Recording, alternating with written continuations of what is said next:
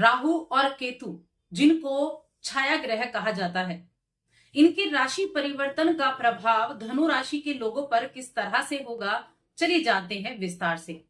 जय माता दी दोस्तों, आप सभी का स्वागत है हमारे YouTube चैनल अमृता एस्ट्रो में। और इस वीडियो में मैं बात कर रही हूं मई के महीने में होने वाले राहु केतु के गोचर के प्रभाव के बारे में।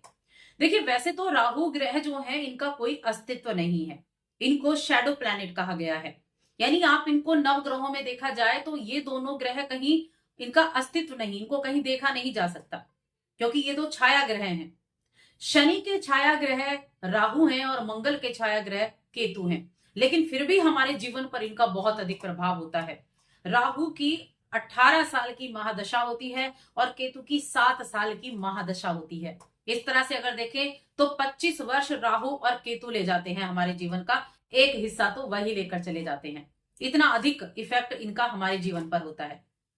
अब ये 18 महीने एक राशि में रहते हैं, 1.5 वर्ष तक एक राशि में रहते हैं, उसके बाद राशि बदलते हैं। अभी 18 मई को मीन राशि से निकलकर राहु शनि की राशि कुंभ राशि में प्रवेश करेंगे और केतु कन्या राशि से निकलकर सिंह राशि में प्रवेश करेंगे। अब इनका जो ये राशि परिवर्तन है, ये आपको किस तरह के प्रभाव देगा। तो आगे बढ़ने से पहले बस एक छोटा सा ही निवेदन है, चैनल पर पहली बार आए हैं और अभी तक चैनल को सब्सक्राइब नहीं किया है तो सब्सक्राइब जरूर कर लें। और अगर कुंडली दिखाना चाहते हैं तो स्क्रीन पर नंबर मिल जाएगा या डिस्क्रिप्शन में आपको नंबर मिल जाएगा। देखिए, राहु और केतु को अगर आप देखें तो राहु तो है जो भौतिक इच्छाओं को दिखाता है, यानी कि उसको सांसारिक चीजों से बहुत लगाव है, सारी चीजें उसको चाहिए। दूसरी तरफ केतु क्या, उसके विपरीत केतु कहता है कि ये सब मोह माया है, वो आंतरिक ज्ञान पर ज्यादा निर्भर करता है। लेकिन साथ ही राहु जो है वो विस्तार देने वाला है, इन्वेंशन कराने वाला है, नई चीजों को जन्म देने वाला कहा गया है राहु। ये जो आईटी फील्ड वाले जुड़े हैं ना, जो जितने भी गैजेट्स हैं ना, वो राहु के अंडर आते हैं। आईटी फील्ड हो गया, टेक्निकल चीजें हो गई, और किसी भी तरह के सॉफ्टवेयर नए बन रहे हैं, एप्लीकेशन नई बन रही है, एआई बनी है, तो ये जो नई नई चीजें जो इन्वेंट हो रही हैं, ये सब राहु के अंदर आती हैं। क्योंकि लिमिट्स को क्रॉस करके जब चीज होती है तो राहु उस लिमिट्स को क्रॉस करने की आपको ताकत देता है। अब इनका गोचर कैसा रहेगा, तो धनु राशि के लोगों के लिए देखिए, राहु कहाँ आ रहे हैं, आपके तीसरे घर में आ रहे हैं। तीसरा घर किस चीज का है, तीसरा घर है आपके एफर्ट का, तीसरा घर है आपके कम्युनिकेशन का, तीसरा घर आपके है साहस पराक्रम हो गया, और साथ में आपके छोटे भाई बहन हो गए, आपके सिबलिंग हो गए, इन सभी चीजों का तीसरा घर कहा गया है। एक चीज और मैं यहाँ क्लियर कर दूं कि जो तीसरा भाव है वहां अगर कोई पापी ग्रह बैठा हो तो बहुत अच्छे रिजल्ट देता है।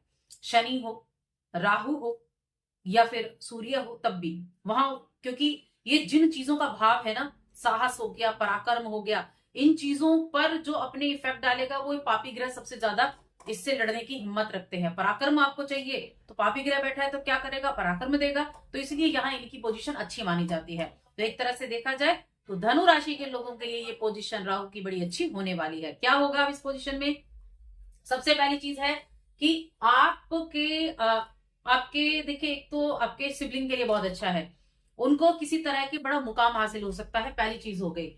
आपके लिए साथ में होगा कि आप बड़े पराक्रमी होंगे, लेकिन किस चीज के लिए, माइंड गेम आपका रहेगा, बड़ी सोचने समझने की शक्ति होगी, बड़े अच्छे विचार होंगे। लेकिन साथ में एक प्रॉब्लम ये भी रहेगी कि काल्पनिक चीजें ज्यादा होंगी। एक होता है ना, व्यक्ति लेटे लेटे बस ये सोच रहा है मेरे पास इतने पैसे हों फिर मैं ये कर लूं। आजकल आपने रील भी काफी सारी देखी होंगी, इतने पैसे होते तो ये कर लेते, बिजनेस कर लेते, उस बिजनेस को छोड़कर ये बिजनेस कर लेते। तो ख्याली पुलाव जो है वो भी ज्यादा रह सकते हैं।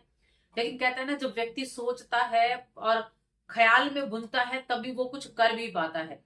तो ख्याली पुलावों में ज्यादा पड़ने से बचें, जो सोचा है उस पर अमल करने की ज्यादा कोशिश करें तो अच्छा रहेगा। किसी तरह का इन्वेंशन कर सकते हैं, किसी तरह की नई चीजों से जुड़ सकते हैं, नया कम्युनिकेशन चीजों से। देखिए, अगर आप मीडिया से जुड़े हुए काम कर रहे हैं ना, तो मैं कहूंगी बहुत अच्छा रिजल्ट आपको राहु के द्वारा देखने को मिलेगा, क्योंकि ये आपकी क्षमता को बढ़ाएगा, ये आपके संचार को अच्छा करेगा। इसलिए मैंने कहा मीडिया के फील्ड से जुड़े लोगों के लिए बहुत अच्छा है, क्योंकि थर्ड हाउस कमीशन का भी है, थर्ड हाउस मीडिया को भी रिप्रेजेंट करता है। नए अवसर, नई योजनाएं और ये चीजें आपको प्राप्त होने वाली हैं। नई परियोजनाओं को शुरू कर सकते हैं, बस ओवर कॉन्फिडेंट किसी चीज में नहीं होना है। जब कई बार होता है ना, हम ये सोच लेते हैं कि जो हम जानते हैं वही सब कुछ है, मुझसे ऊपर कोई नहीं है, यहाँ व्यक्ति मार खाता है।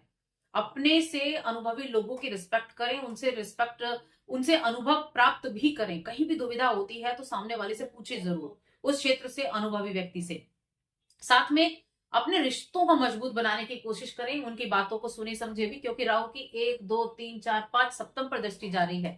तो थोड़ा सा वैवाहिक जीवन में ध्यान रखें, अपने जीवन साथी की रिस्पेक्ट करें, उनकी भावनाओं की कद्र करें और गलत फहमियों से बचें। गलत फहमियां भी पनपेंगी वैवाहिक जीवन में, तो उस चीज का भी ध्यान रखें। कुछ अचानक से घटनाएं भी घटेंगी। और देखिए, जो केतु है वो भाग्य भाव में बैठे हुए हैं। भाग्य भाव जो कि काल पुरुष की कुंडली में गुरु का भाव कहा गया, धर्म का भाव भी इसको कहा गया है। केतु की पोजीशन आपको क्या कराएगी? आपको धर्म से जोड़ेगी, अध्यात्म से जोड़ेगी, कुछ नई जर्नी शुरू कर सकते हैं। कुछ परिवर्तन के योग भी यहाँ बन रहे हैं। नए पेशे आप अपने बदल सकते हैं, नए पेशेवर, नए कार्य क्षेत्र आपका बन सकता है। और जो भी व्यक्ति कैसे काउंसलिंग के फील्ड से है, परामर्श देते हैं, समाज सेवी हैं, आध्यात्मिकता से जुड़े हैं, संस्था है, एनजीओ चलाते हैं, उनके लिए बहुत अच्छा समय रहेगा। दान पुण्य की भावना आपके अंदर पनपेगी, दान पुण्य करने वाले होंगे, क्योंकि यहाँ से तो 5वीं दृष्टि राशि पर भी जा रही है और गुरु की राशि है ये। गुरु और केतु का बड़ा अच्छा कॉम्बिनेशन होता है। ठीक है, तो ये आपको धर्म से भी जोड़कर रखेगा। लेकिन साथ ही प्रेम संबंध में थोड़े मतभेद हो सकते हैं, तो प्रेम जीवन में सावधानी रखें, क्योंकि केतु यहाँ से पंचम को देखेंगे। तो प्रेम संबंध में थोड़ा ध्यान रखना है और वैवाहिक जीवन में भी ध्यान रखना है। बाकी रिश्तों को अगर मजबूत करना चाहते हैं तो खुलकर बातचीत करें, एक दूसरे की भावनाओं की कद्र करेंगे तो अच्छा रहेगा। लेकिन मैं कहूंगी कि ये गोचर आपके लिए काफी ज्यादा अनुकूल होने वाला है हर तरह के मामले में। तो अच्छा समय है। अच्छे समय पर जब आप कार्य पर पूरा फोकस करते हैं तो उसका रिजल्ट भी आपको उसी तरह से देखने को मिलता है। अब उपाय की बात कर लेते हैं। और साथ में एक चीज और है कि आपकी राशि के स्वामी का, गुरु का भी राशि परिवर्तन होने वाला है 14 मई को, और गुरु का राशि परिवर्तन आपके सप्तम में होगा। तो ये भी यहाँ से बहुत सी चीजों को संभालने का कार्य करेंगे, जो उत्तम रिजल्ट देने में कामयाबी हासिल करने वाले हैं। उपाय की अगर मैं बात करूं तो उपाय के तौर पर आपको विष्णु सहस्त्रनाम का पाठ करना है एक तो। दूसरा, आपको जरूरतमंद व्यक्तियों को हरी सब्जी का दान जरूर करें। ये 2 उपाय आप कर सकते हैं और भगवान शिव की आराधना करनी है। तो बस आज की इस वीडियो में इतना ही। वीडियो कैसी लगी हमें कमेंट करके जरूर बताएं। जय माता।